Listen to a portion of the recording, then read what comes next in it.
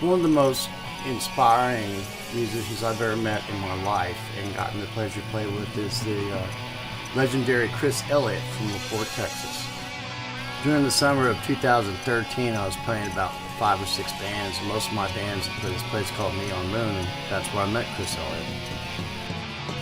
Chris had a band at the time called the Bodacious Tatas, and the Bodacious Tatas had a couple in it, Sal and Holly played the congas as auxiliary percussion. And it's rare for me to play with an auxiliary percussion player, but this time, there's 2 kinds of percussion players I play with, the ones that lock and the ones that don't lock and are all over the place. And I'm telling you what, she sure knew how to lay down the groove, and most of the time, what I did was just follow what she was doing. The Bodacious Tatas definitely had their own style of doing things, and you never knew what Chris Elliot was going to do next. And a lot of their songs, they would take like a reggae beat and put it to a rock song, or perhaps a country beat and put it to a rock song, or take a rock beat and put it to a disco song. So it was almost like taking the rules of fractions and timing and turning them upside down and still making them work in the song.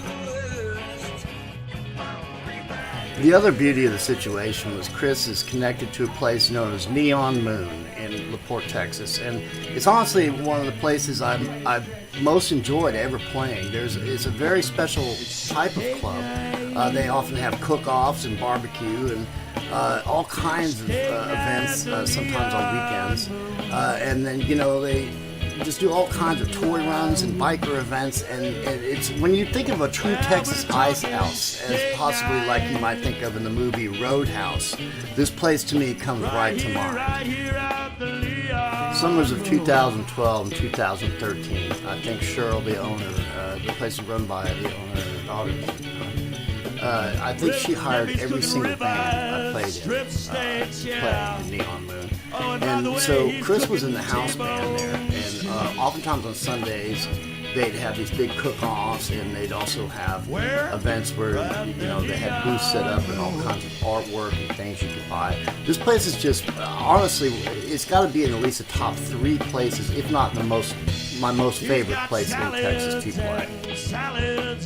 The owner of this club built, a beautiful beer garden out behind the place. I just really can't describe it. When I say beer garden, I know what you're thinking, beer garden. I don't think you understand. There's gazebos, places for people to sit, all kinds of swing sets.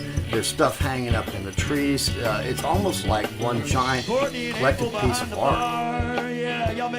So a lot of people just come with their pickup trucks, and they just come out and sit in the beer garden at night. And there's several, I guess you would call them, like Porte Tx. And like I said, the weekends they'd have all kinds of almost flea market stuff out there, and with biker events and different things going on. And it was just a really, really cool place.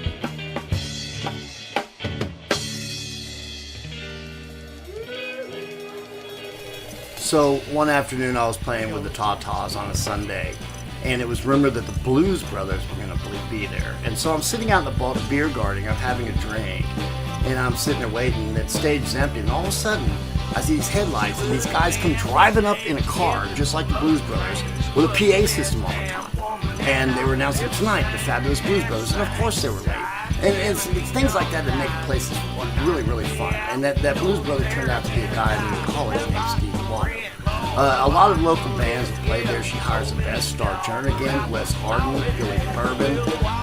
So many players have passed through Neon Moon. In a way, I'm kind of envious of Chris Elliot, because Chris, being the house guitar player and the club hookup, he gets to play with every single one. I've often said during the course of these documentary episodes that the best music happens spontaneously.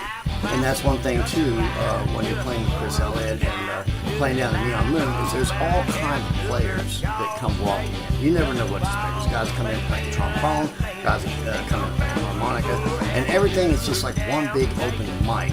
And it attracts some of the best players around there, so they actually get some of the best bands. They have Jay Hooks, they have all kinds of people playing this place. So the walls definitely shake down there at the Neon Moon. Bob Hagen, all kinds of big players, with Greg Pirat, Gypsy Moon.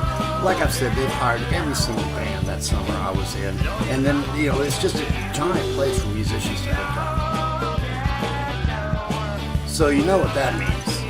Whenever you've got a bunch of musicians together in a place, a bunch of bikers together in a place, a bunch of hot-looking girls doing bikini contests in a place, a bunch of beer drinkers in the same place, and a bunch of barbecue in the same place, and the band is rocking, that spells what? Good times.